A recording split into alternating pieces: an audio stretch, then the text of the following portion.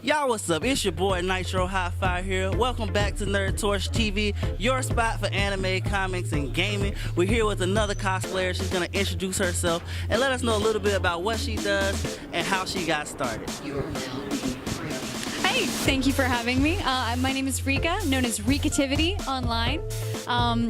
I'm a cosplayer. I've been cosplaying for about 10 years total, but kind of more seriously about the last 5 or so. I'm also an artist, lots of different mediums and paintings and things like that.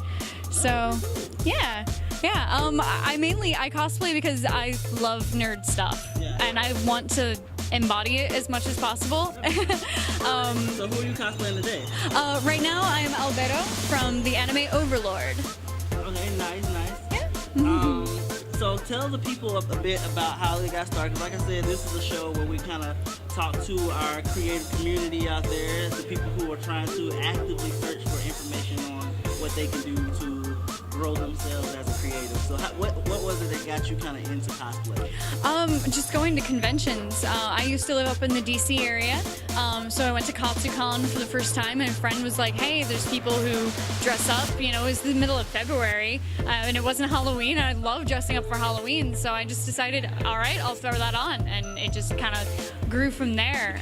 Yeah, and first few cosplays were fully bought, 100%. And then I started making a couple of accessories or altering it just a little bit, putting my own spin on something. And so, if you can hold that real quick. So then so it's 100% was bought and 0% was made. And then I started making a little. And then so that kind of started shifting little by little as you get more confident in what you're making and what you can do.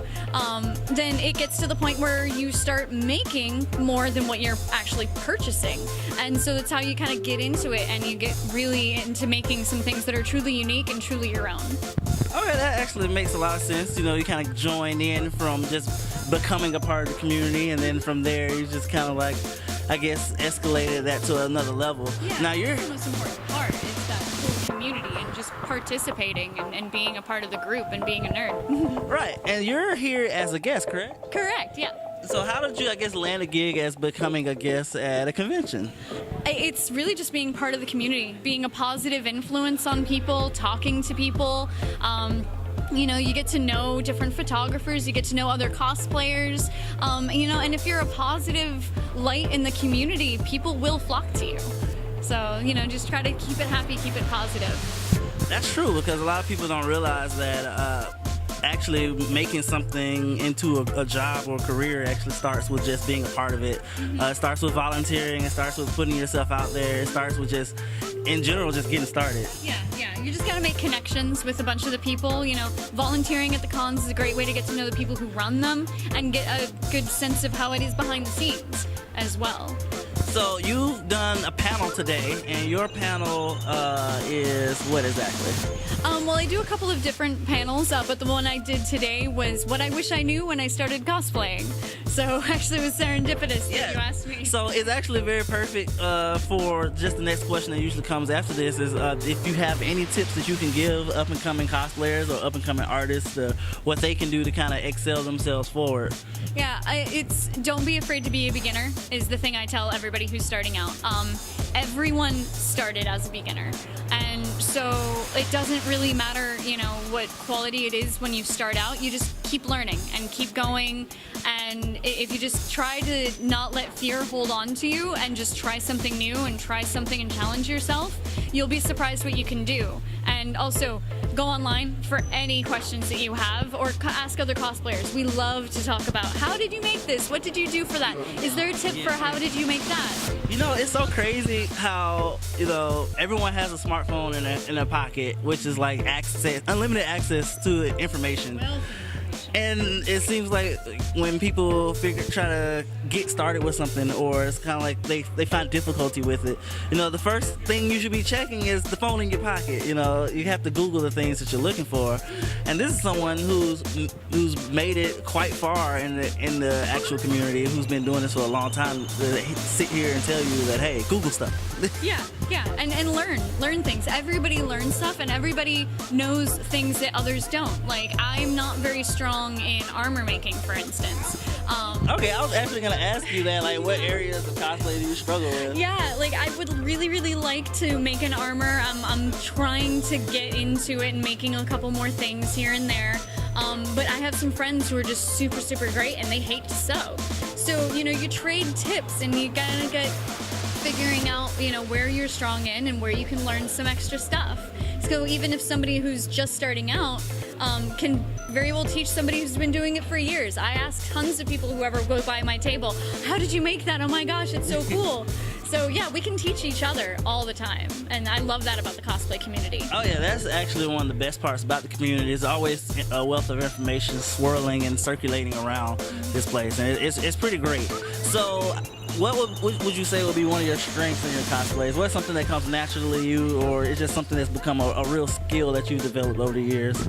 It's actually the play part of cosplay.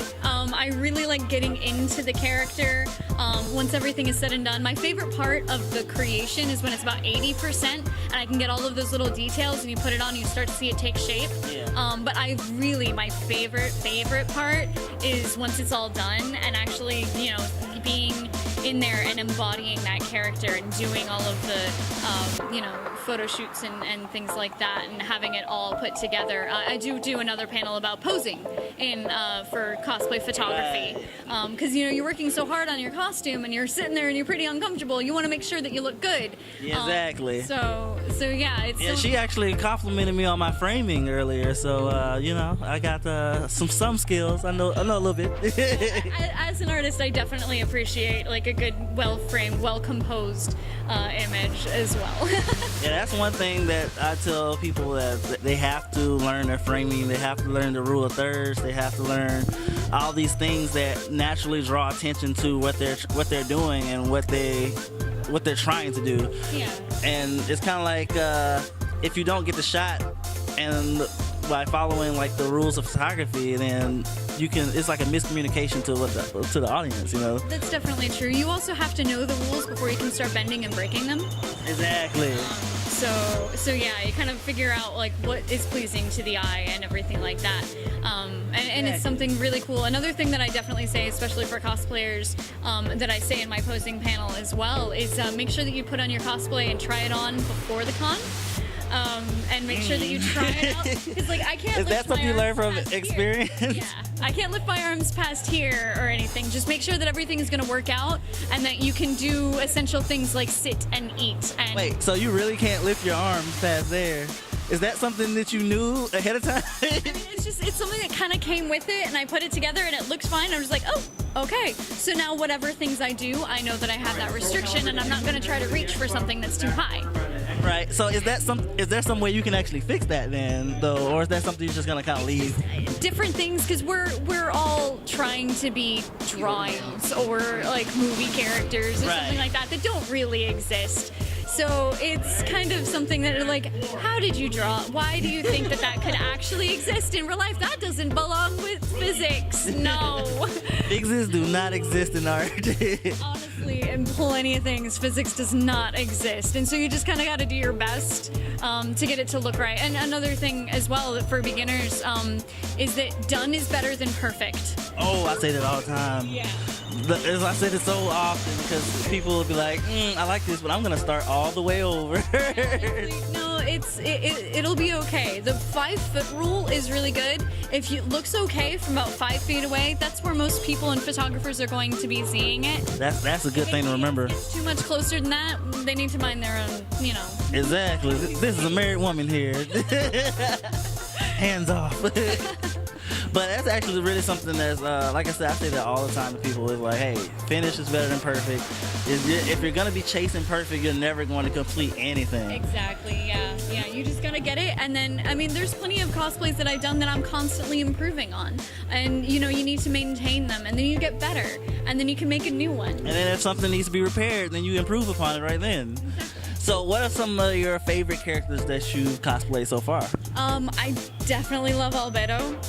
I have a thing, I guess, for Succubi because my #1 favorite cosplay was Morgan Ainsland from Darkstalkers. Oh, okay. I was actually really proud. I made the wings and the hip wings and everything like that, so I was really proud of making those. I love Valentine from Skullgirls. Okay. It's always great to go up to there and people aren't sure if but you're pretty, but you're scary at the same time. I love that. Yeah. Being pretty and scary at the same time. Exactly. So I guess, how do you determine other cosplay ideas or things that you may want to cosplay in the future? How do you determine what to do next? I mean, really, it's just I watch way too much anime. I watch way. Do you have like a wall at home with anime? You throw darts at it? I mean, sometimes I kind of call it cosplay compulsion. There's Okay. sometimes Albedo was one of the characters that was like that. You just see her walk on screen, or him or her, it's totally fine. But they walk on screen and you're like, that character, I love that character. I need to cosplay that character. I need to be them. Yeah, Yamuraiha from Magi, years and years ago, she walked on screen. I'm like, her, I love her, and I need to be her. Have you cosplayed her? I have, yes. Oh, nice. Yep. So you guys That's get actually the first big prop that I made was her giant staff. nice. You guys got to check her out over on Instagram and things like that. So you have any final words that you can say that can help? Oh, another question before we go. How much of cosplay is your career? Do you still have a day job, or is this something that you're doing full time? Or Yeah. I was up until the past couple of years, I was an office administrator for a bit for a small business. Unfortunately, the small business went under. But my husband is a project manager, and so I was looking for other jobs, and he was like, "Why don't you try art?" We were okay. So I'm very, very lucky at this point to be able to say that, yeah, art is my full time. that's actually really good because It wasn't always that way. oh yeah, definitely. It's really a good thing where you can have that time, and then if you don't have a lot of time, you have to utilize as much as you can. Yeah, and cosplay does definitely teach a lot of different skills, not just sewing or prop making like you would think. It teaches patience and time management and budgeting and everything. The B word. It teaches resilience, and you trial and error, and if something doesn't go right, take a break, go do something else, and come back to it with a fresh mind. You learn resilience, you learn things, and a little bit of improv here and there. There's so many facets to cosplay that I never thought that they would be skills that I would simultaneously develop. It's crazy, like 10 years time, it's no telling what you can learn. She's been doing it for over 10 years, and it's like, I guess how does it feel to look back on things that you've done like in your first years in comparison to what you're able to achieve now? Yeah, I mean, it's kind of like that thing I've seen that I'm, doing a lot more of things that I'm making, and I'm making things that are my own, and I'm not reliant on things that are available, just mass produced or anything, which, I mean, I'm really actually very happy that these things are being able to be mass produced. Right. Back in my day, back when I started, there was nothing. You maybe got lucky on eBay every once in a while. Yeah, cosplay is getting very popular. Yeah, right now. and never let anybody tell you that a pre-bought costume isn't cosplay. If you're in a costume and you're having fun, that's what you need to do. That's it. Don't let anybody judge you for, having fun and enjoying yourself. And there we go. There you have it, guys. It's your boy Nitro Hot Fire here again. Make sure you like, comment, and subscribe. If you've got any other questions that you like me to ask other cosplayers, actors, voice actors, things like that, things that you guys need to know in order to boost yourselves forward, Burning questions. let us know in the comment section down below. And we're out. Peace.